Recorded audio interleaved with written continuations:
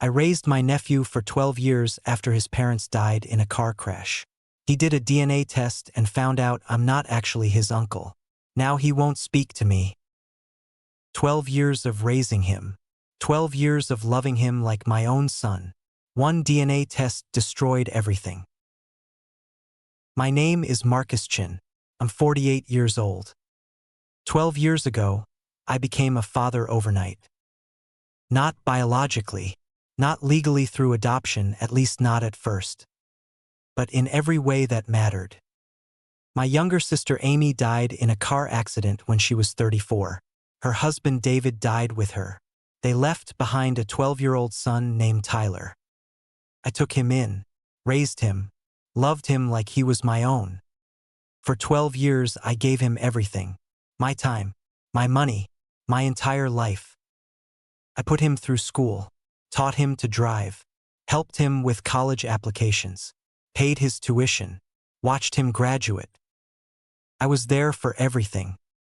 And 3 weeks ago, Tyler found out that I'm not actually his uncle. Not biologically.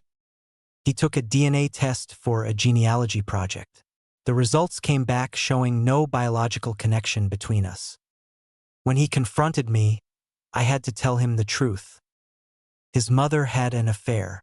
The man he thought was his father wasn't his biological father either. I had known this for 12 years. The whole family had known. We all agreed never to tell him. But Tyler didn't see it that way. He saw betrayal. He saw lies. He saw 12 years of deception. "You're not my uncle," he said. "You're nothing to me." Then he moved out. And the family that had agreed to keep this secret, they all turned on me. "You should have told him years ago. You stole his identity from him. You had no right to keep this from him." I raised that boy alone, sacrificed my career, my relationships, my entire adult life for him. And now he won't speak to me, and everyone acts like I'm the villain.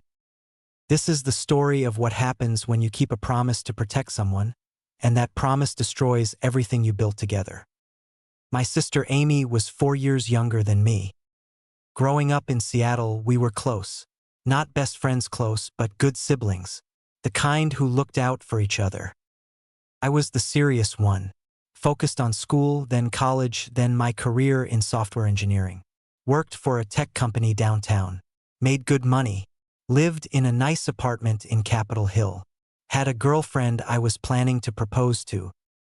Amy was more spontaneous, artistic. She was a graphic designer. Worked freelance. Made enough to get by but nothing extravagant. She met David when she was 25. He was a musician. Played guitar in local bars and coffee shops. Taught music lessons on the side. Nice guy. A little flaky, but good-hearted. They got married after dating for a year. I was happy for her. David treated her well. They seemed in love. Tyler was born when Amy was 26. I was 30 at the time. I remember visiting them in the hospital, holding this tiny baby, feeling proud to be an uncle. I watched Tyler grow up from a distance, saw him at holidays, birthday parties, family gatherings. He was a good kid, smart, funny, loved sports and video games, normal kid stuff. Amy and David seemed like happy parents. They didn't have a lot of money, but they made it work. David gave guitar lessons. Amy took on design clients. They lived in a small house in Ballard, raised their son, had a good life. I didn't see them as much as I should have. I was busy with my own life. My career was taking off. I got promoted to senior engineer, started leading projects, making 6 figures, saving money. My girlfriend Sarah and I were talking about getting engaged, looking at rings, planning a future together. Then one night in October 12 years ago, I got a phone call. It was 11:30 at night. I was already in bed. The number was from a Seattle hospital. I answered immediately. "Is this Chen?" "Yes." "Who is this?" "This is Swedish Medical Center. Are you the brother of Amy Chen Morrison?" My stomach dropped. Yes, what's wrong? Is she okay?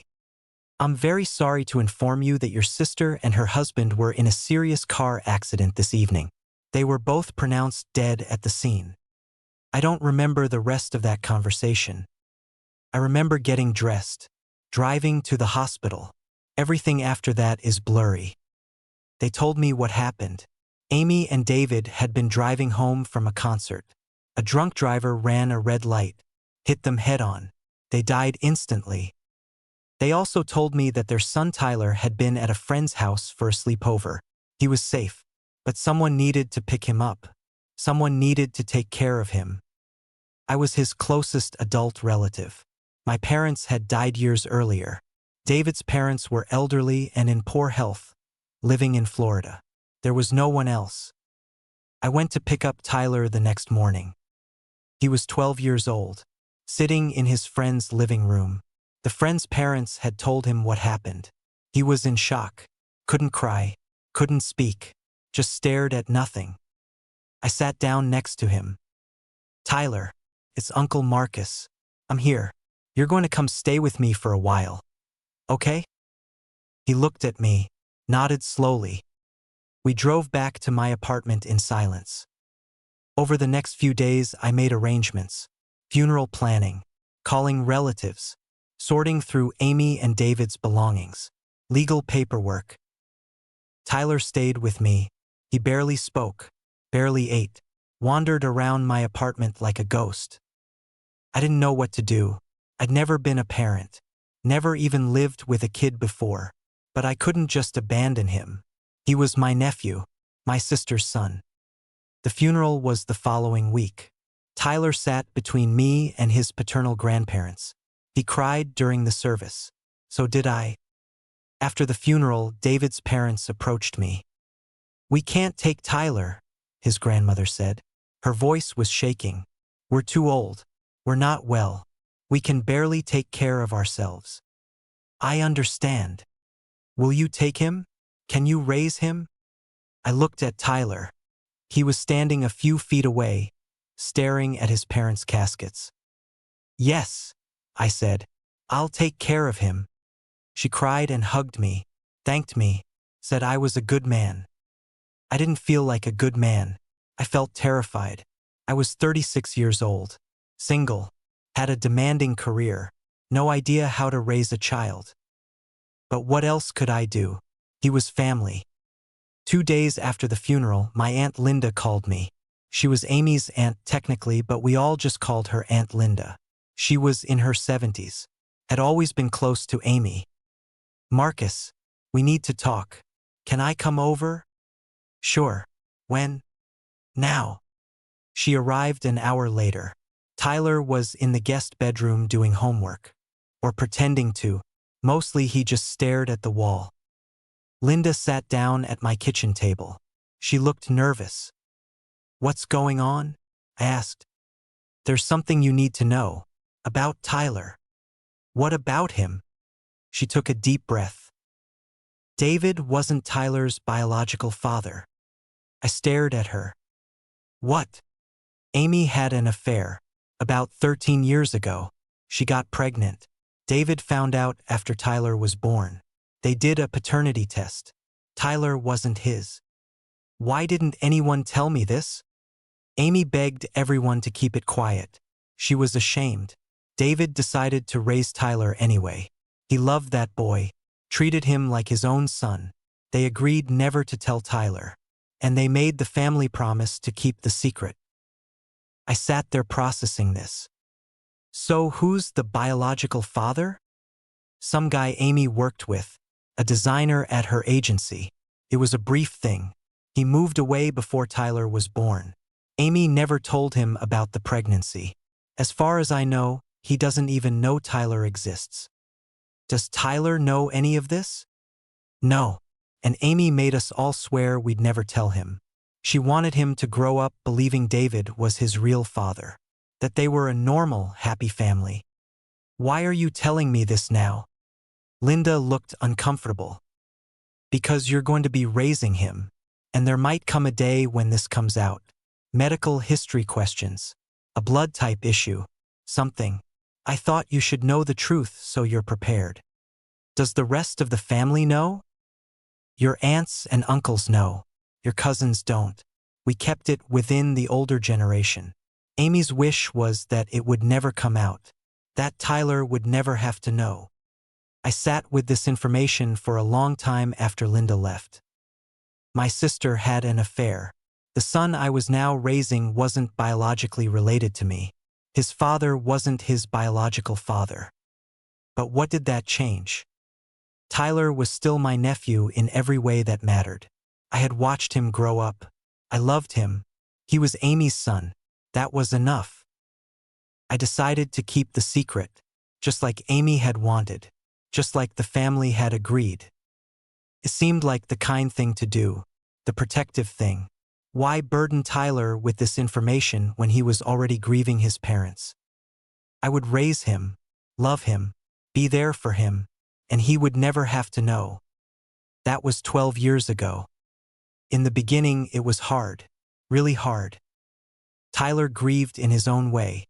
He withdrew, stopped talking to his friends. His grades dropped. He didn't want to do anything. I tried to give him space while also being present. Made sure he ate, went to school, did his homework. Those first few months, I had no idea what I was doing. I'd never even babysat before, let alone raised a teenager through grief. I learned things I never expected to learn. How to pack a school lunch that didn't get thrown away. How to tell when Tyler was actually sick versus when he just couldn't face going to school. How to sit with someone in pain without trying to fix it. Some nights, I'd hear him crying through the bedroom wall. I'd stand outside his door, hand hovering over the doorknob, not knowing whether to go in or give him privacy. Usually I chose privacy. Maybe that was wrong. I don't know. I worked from home as much as I could. My manager was understanding. Let me adjust my hours to be there when Tyler got home from school.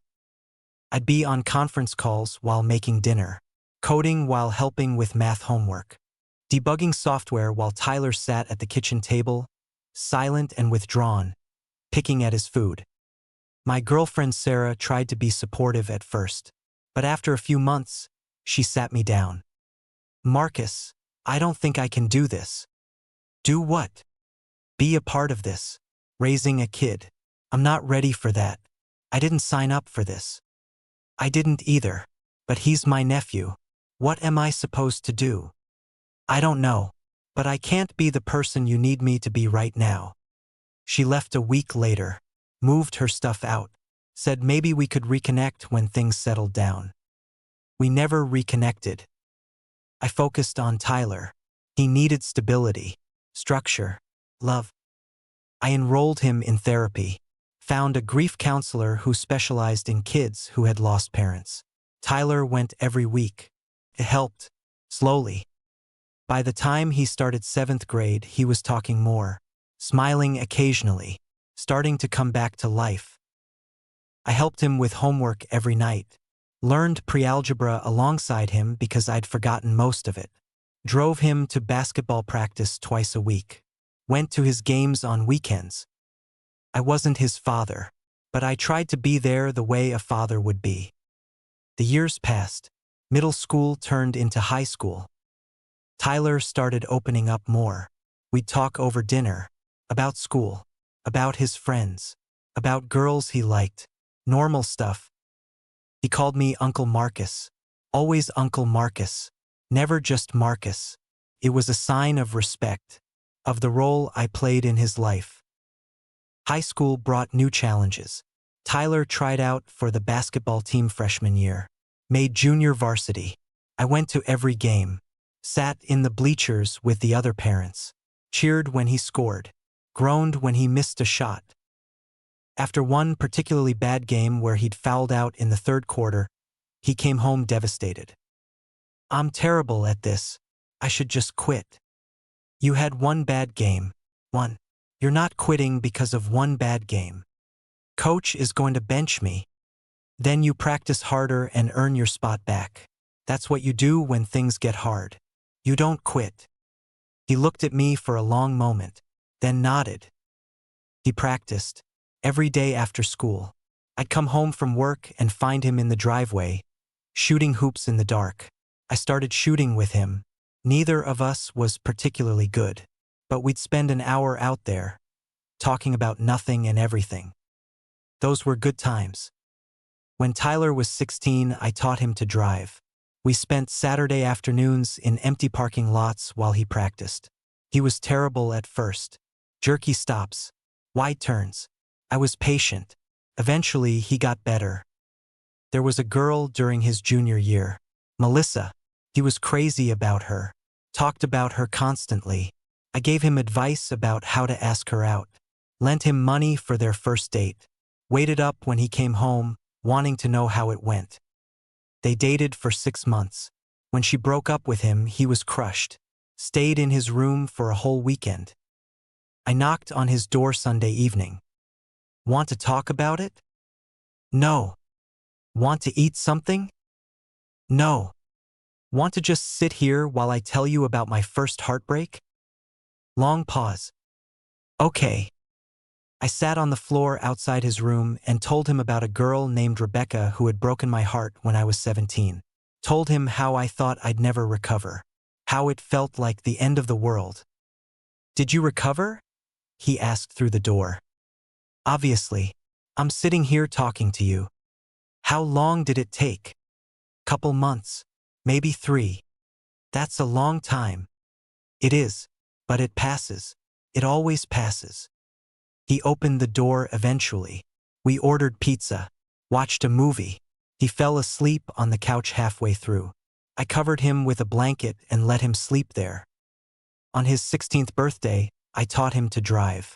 We spent Saturday afternoons in empty parking lots while he practiced. He was terrible at first. Jerky stops, wide turns. I was patient. Eventually, he got better. When he passed his driving test on the first try, he hugged me. Thanks, Uncle Marcus, for everything. I felt proud, like I was doing something right. High school was good for Tyler. He played basketball, got decent grades, had friends, seemed happy. I sacrificed a lot during those years. Turned down promotions that would have required travel. Stopped dating because I didn't have time or energy. Put off buying a house because Tyler's expenses were significant. But it was worth it, seeing him thrive, seeing him grow into a good kid. When he was a senior, we started looking at colleges. He wanted to study engineering, like me. You inspired me, he said one night while we filled out applications. You built a career. You made something of yourself.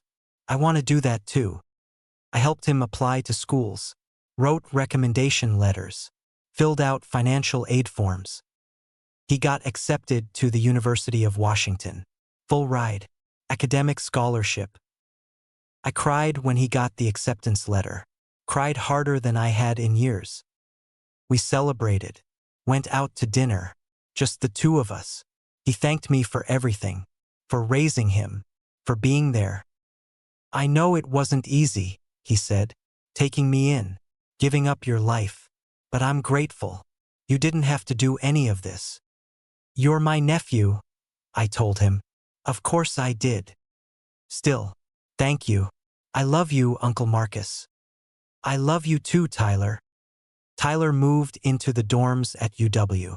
I helped him pack, drove him to campus, set up his room, met his roommate. Then I drove home to an apartment that felt too quiet. But we stayed close. He called me every Sunday, without fail. We'd talk for an hour, about his classes, his projects, the friends he was making, the parties he went to, the professors he liked and the ones he didn't. I lived for those calls, looked forward to them all week.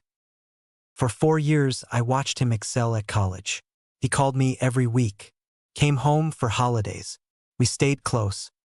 He came home for Thanksgiving every year, Christmas, spring break sometimes. We'd fall into our old routines. I'd make dinner. He'd do the dishes. We'd watch football and argue about which teams were going to make the playoffs. During his sophomore year, he called me panicking about a group project.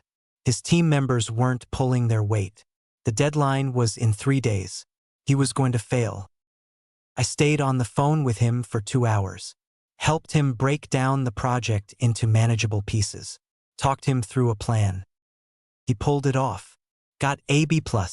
Called me after he got the grade. "You saved my life, Uncle Marcus. You did the work. I just helped you organize it. Still, thank you for everything, for always being there. That's what I'm here for." During his junior year, I got offered a promotion at work. Senior architect position. Significant pay raise. But it required relocating to San Francisco. I turned it down without hesitation. My manager was confused. "This is a huge opportunity, Marcus. Life-changing money. I can't leave Seattle. My nephew is here. I need to be close by. He's in college. He's an adult. He doesn't need you in the same city anymore." Maybe he was right. Maybe Tyler didn't need me physically present. But I needed to be close to him. Needed to know I could be there if something went wrong. If he needed me. So I stayed. Took a smaller promotion instead. Less money. Same city. I never told Tyler about the San Francisco offer. Didn't want him to feel guilty. Last spring, he graduated. I sat in the audience at his commencement. Watched him walk across the stage. Felt overwhelming pride. This was the kid I'd raised. The kid who had lost everything at 12 and somehow came out the other side strong and capable and good. After graduation, Tyler moved back in with me temporarily while he looked for jobs. He was applying to engineering firms. Getting interviews. Everything seemed perfect. Then 3 weeks ago, everything fell apart. Tyler had been assigned a genealogy project in one of his final classes. A research assignment about family history and ancestry. He mentioned it casually over dinner. "I'm going to do one of those DNA tests. You know, the ancestry ones. See where we come from. Might be cool to trace the family tree." I felt my stomach drop. "You don't need to do that. I can tell you about our family history." "Yeah, but the DNA test is more accurate. Shows you ethnic percentages. Connects you with relatives. It's for the project." "Tyler, those tests aren't always reliable." "It's fine, Uncle Marcus. It's just for fun." I should have stopped him. Should have told him the truth right then. But I didn't. I told myself maybe it wouldn't show anything. Maybe the results wouldn't raise questions. I was wrong. 2 weeks later, Tyler came home from his part-time job. I was making dinner. He walked into the kitchen. His face was pale. His hands were shaking. "We need to talk." I turned off the stove. "What's wrong?" "I got my DNA results back." My heart started racing. "Okay. It says I don't have any genetic connection to anyone on Dad's side of the family. No connection to the Morrison line at all." I didn't say anything. "And it says I have no connection to you either. Or to Mom's side. At least not the connections I should have." He pulled out his phone. Showed me the results. I looked at the screen. Saw the breakdown. Saw what it meant. "Marcus, what is this? Why doesn't this show you as my uncle?" I sat down at the table. Put my head in my hands. "Tyler, I need to tell you something." He sat down across from me. Waited. I told him everything. About the affair. About the paternity test after he was born.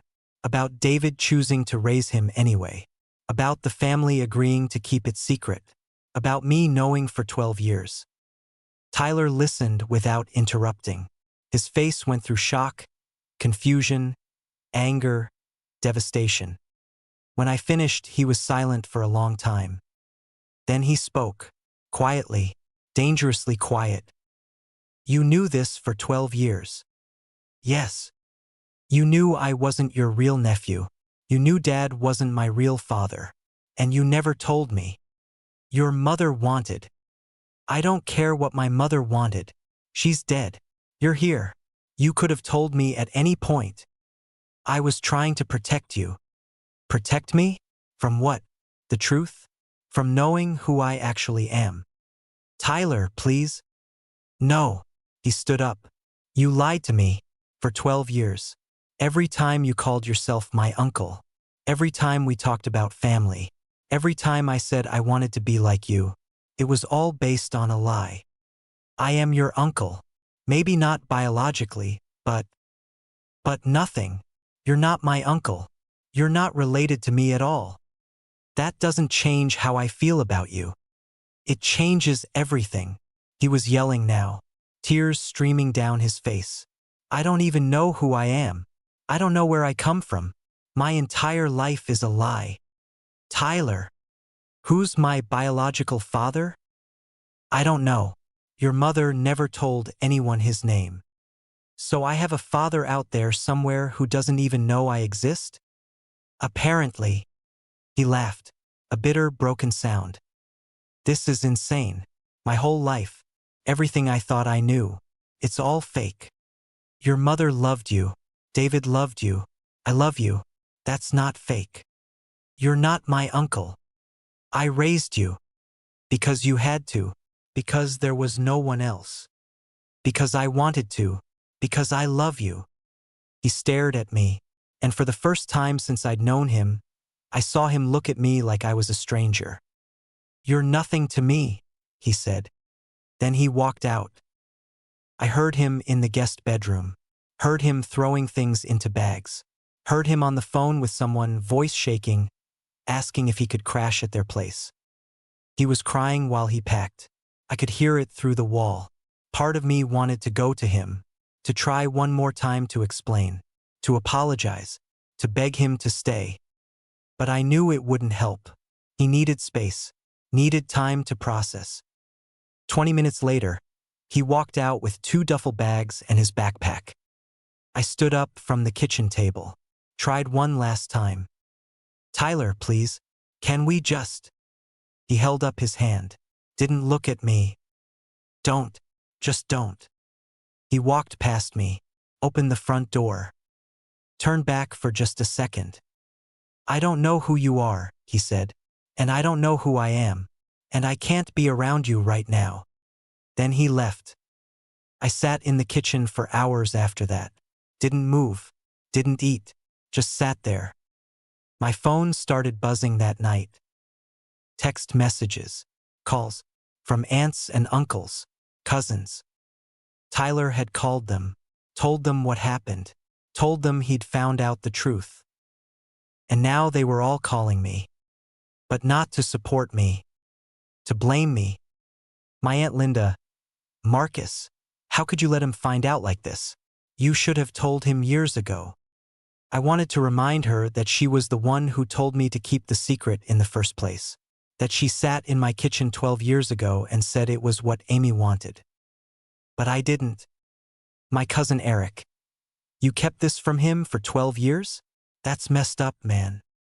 Eric had known the whole time too. Had been at family gatherings where we all silently agreed not to tell Tyler. Where we all participated in the lie. But now he was acting like I'd done it alone. My Uncle Robert. You had no right to keep this secret. That boy deserved to know.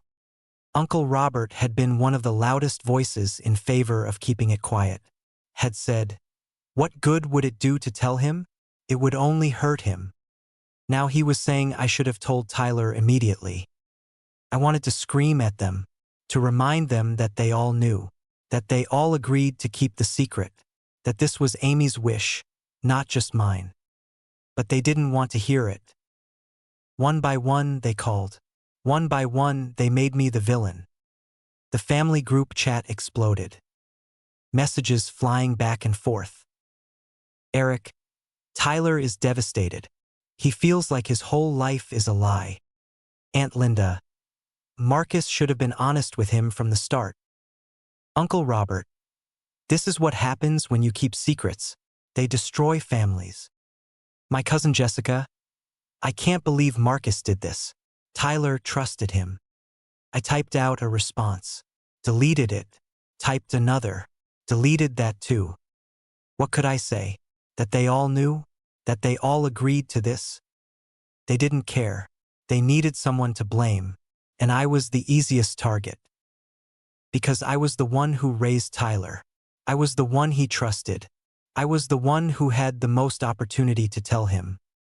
And I didn't. Tyler blocked my number, blocked me on social media, wouldn't respond to emails. I tried reaching out to his friends. They said he didn't want to talk to me.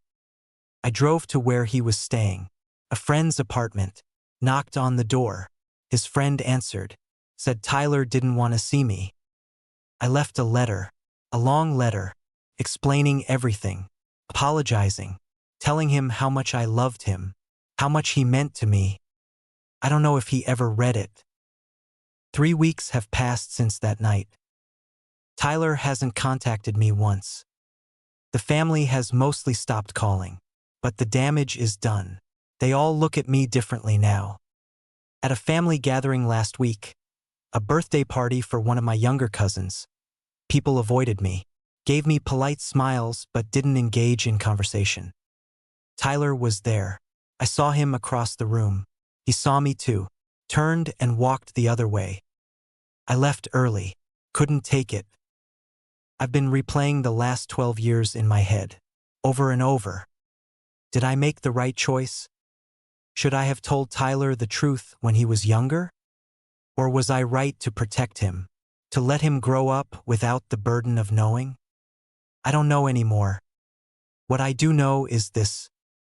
I raised a child who wasn't biologically mine, not out of obligation, not because I had to, but because I loved him. I gave up my career trajectory, my relationship, my social life, my savings. I did homework with him, taught him to drive, paid for his education, was there for every milestone. I wasn't his biological uncle. I wasn't his legal father. But I was the one who showed up, every single day, for 12 years. And now, because I kept a secret that his own mother wanted kept, I'm the villain. Tyler thinks I betrayed him. The family thinks I was wrong. Maybe they're right. Maybe I should have told him when he was 13, or 16, or 18. Maybe there was a perfect moment to share this truth, and I missed it. But I was trying to protect him, trying to let him have a childhood without the weight of knowing his parents' marriage was built on a lie. I thought I was doing the right thing. Now I'm not sure there was a right thing. People ask me if I regret it, raising Tyler. I don't. Even now, after everything, I don't regret a single moment of the 12 years I spent raising him. I regret the secret. I regret the lie. I regret the pain it's caused him. But I don't regret loving him. I don't regret being there for him. I don't regret giving him a home when he had nowhere else to go. He was 12 years old and his world had ended. Caught him. I held him. I built a new world for him. And even if he never speaks to me again, I'll always be proud of the person he became. I'm 48 years old. I live alone now. The apartment is quiet again, like it was before Tyler moved in. But it feels different this time, emptier. I see his things sometimes. A book he left on the shelf.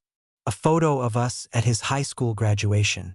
His basketball trophy from sophomore year. I haven't moved any of it. I keep hoping he'll come back for it. That he'll come back, period. But I'm not holding my breath. I still cook dinner for two sometimes, out of habit, then realize halfway through that I'm alone. I eat the leftovers for days. I still pick up my phone on Sunday evenings, wait for it to ring, remember that Tyler isn't going to call anymore. I go to work, come home, make dinner, watch television, go to bed. The routine is the same as it's always been.